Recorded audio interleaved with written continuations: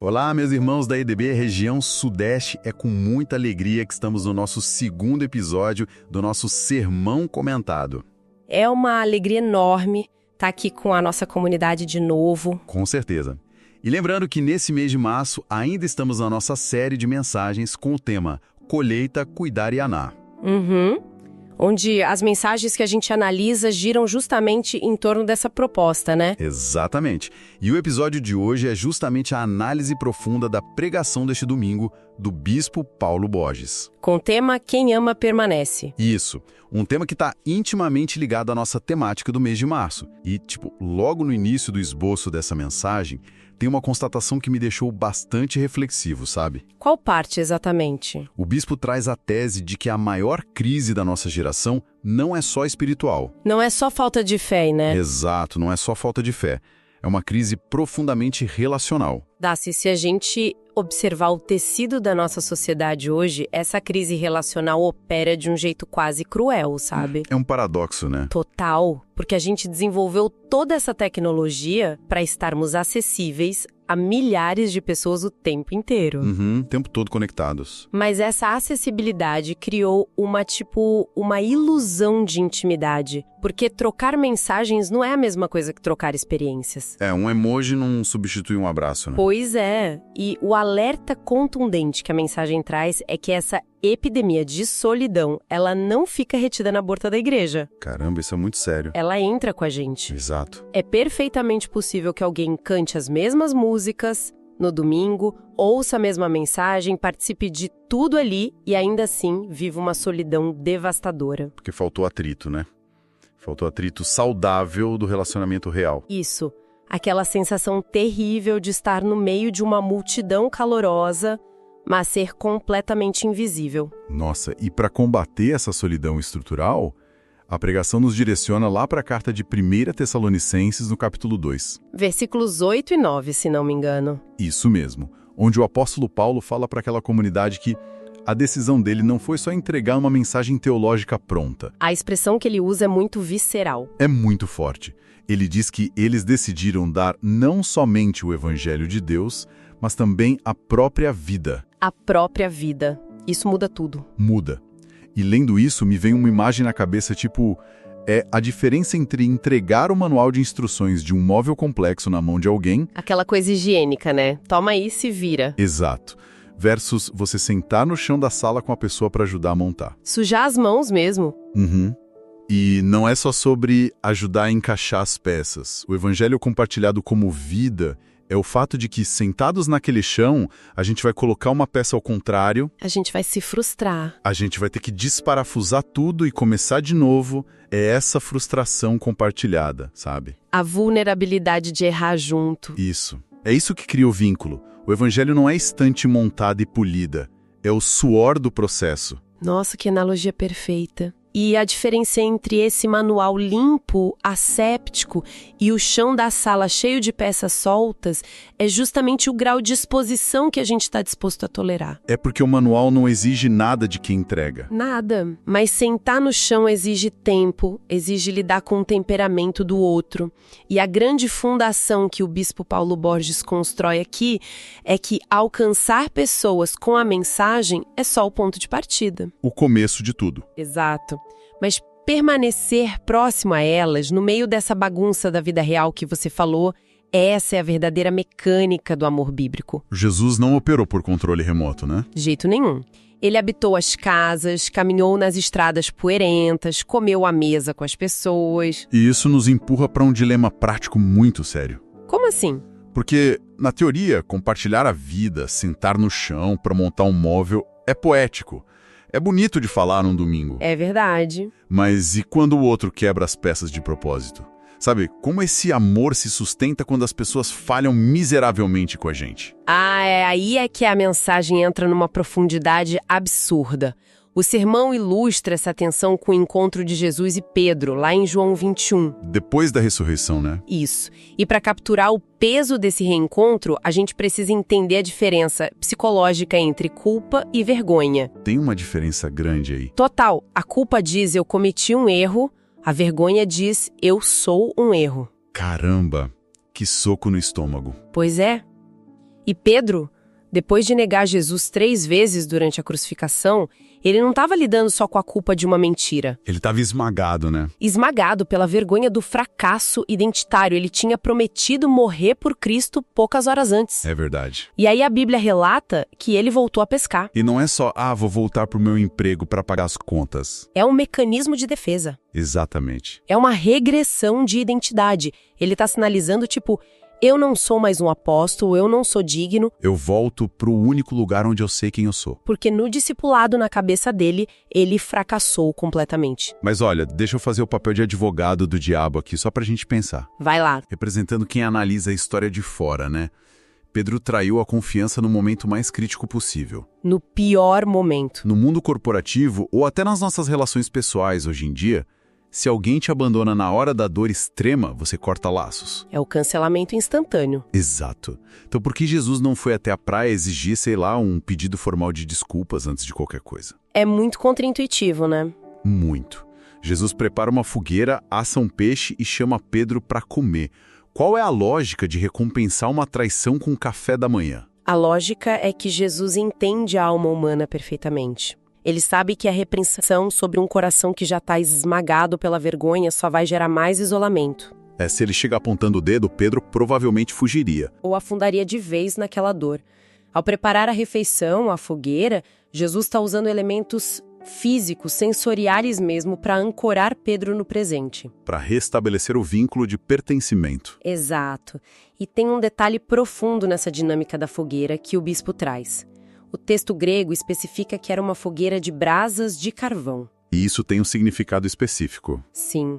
A única outra vez que essa exata palavra aparece no Evangelho de João é para descrever a fogueira no pátio do sumo sacerdote. Caramba! Exatamente onde Pedro negou Jesus. Isso mesmo. Jesus recria o mesmíssimo ambiente sensorial do trauma de Pedro. Nosso cheiro da fumaça, o calor da brasa. Tudo.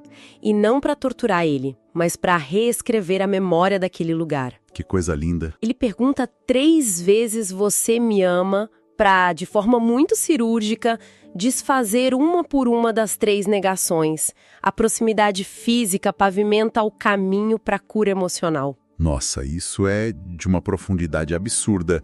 Quem ama não abandona no momento do vexame moral do outro. Não mesmo. Permanece suportando a fumaça daquela fogueira até que o outro consiga recuperar a própria identidade.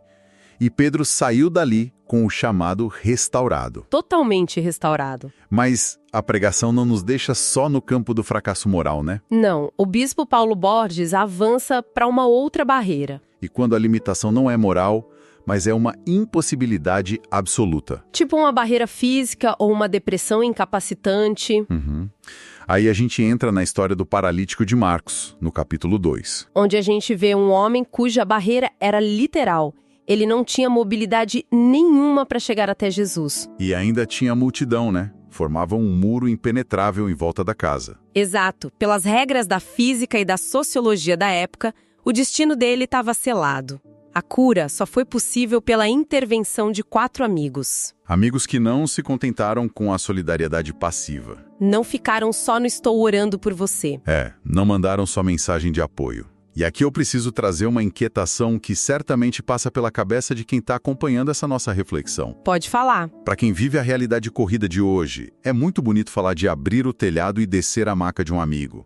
Na teoria é lindo. Mas sendo muito brutalmente honestos, a gente vive numa geração de pessoas exaustas. Esgotadas, né? Como que alguém que mal consegue equilibrar as próprias contas, a própria saúde mental, a criação dos filhos, como essa pessoa vai encontrar forças para ser a maca de outra? Essa é a grande tensão da vida em comunidade. É difícil mesmo. Como a gente transpõe esse ideal bíblico tão alto para a nossa realidade tão cansada? A resposta, eu acho, está no próprio detalhe da história que o bispo inteligentemente destaca. Havia 4 amigos. É a divisão do peso. Exatamente. A fé comunitária não exige que uma única pessoa carregue o peso do mundo nas costas. É a distribuição intencional do peso. E o mecanismo que o texto bíblico revela aí é extraordinário, né? É lindo. A Bíblia diz que Jesus, vendo a fé deles, a fé dos amigos, curou o paralítico. A fé deles, não a do doente. pense na teologia por trás disso. Tem momentos na vida em que a dor, o luto ou o trauma são tão absurdamente severos que a pessoa perde a capacidade de crer. A esperança da pessoa morre. Nesses momentos, o amor verdadeiro age como uma espécie de fé emprestada, sabe? Nossa, fé emprestada. Que conceito forte. Os amigos carregaram não apenas o corpo daquele homem, eles carregaram a falta de fé dele até colocar ele diante de quem podia curar. É emprestar a própria convicção quando a do outro acabou. E subir num telhado, quebrar a estrutura da casa de outra pessoa, passar por cima do constrangimento social. Imagina a cena, poeira caindo na cabeça de todo mundo. Isso tudo mostra que amar de verdade incomoda. Dá trabalho, suja a mão. Dá muito trabalho. Agora, carregar a maca de um amigo ferido é nobre, comove todo mundo. Mas o sermão do bispo sobe a régua de uma forma que chega a ser desconfortável. Quando ele traz a terceira narrativa, Atos dos Apóstolos, capítulo 9. A história de Saulo e Barnabé.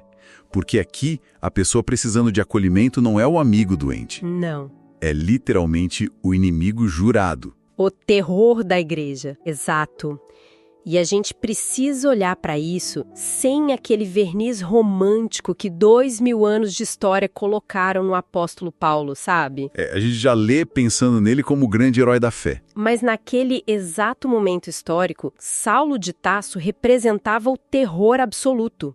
Ele invadia casas, arrastava homens e mulheres. E entregava eles para serem julgados e mortos. Isso. Aí imagina quando esse homem aparece em Jerusalém dizendo: "Oi, pessoal, tive uma visão de Jesus, agora sou um de vocês." Ninguém ia acreditar. O pânico dos discípulos não era a falta de amor, né? Era instinto básico de sobrevivência. A lógica humana gritava que aquilo era uma armadilha, uma espionagem. E é aí que eu pergunto, a atitude de Barnabé de ir até Saulo, acolher o cara e defender ele para os apóstolos, não foi uma irresponsabilidade gigantesca? Parece, né? Do ponto de vista de liderança e de preservação do grupo, trazer um lobo conhecido para dentro do aprisco não soa como amor cristão, soa como um erro de segurança primário.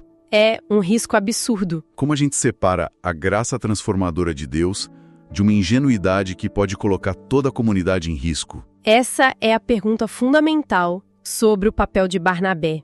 E vale lembrar que o nome dele significa Filho da Consolação. Tem um peso profético aí. Tem. Barnabé não foi movido só por um sentimentalismo ingênuo, sabe? Ele exerceu um profundo discernimento espiritual, mas ele só conseguiu isso através da proximidade. Porque de longe a gente só enxerga o medo. O medo afasta e cria caricaturas. Enquanto os apóstolos olhavam de longe, eles viam só o currículo de assassino do Saulo. O rótulo. Isso.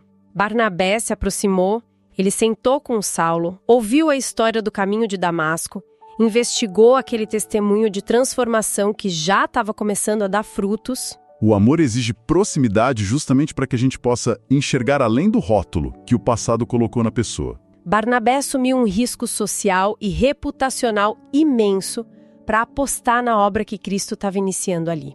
Ele decidiu acreditar no potencial redimido e não no histórico de falhas. E é impressionante como a pregação traz uma lista que prova que esse é o modo de operar de Deus desde sempre. É o padrão divino. Moisés, que era um fugitivo assustado, virou o grande libertador. Davi, um pastorzinho esquecido, que ninguém nem chamou para o sacrifício na própria casa, se tornou o grande rei. Maria Madalena, com um passado de opressão severa, foi escolhida como a primeira testemunha ocular da ressurreição. Deus é um especialista em reciclagem de destinos, né? Nossa, com certeza.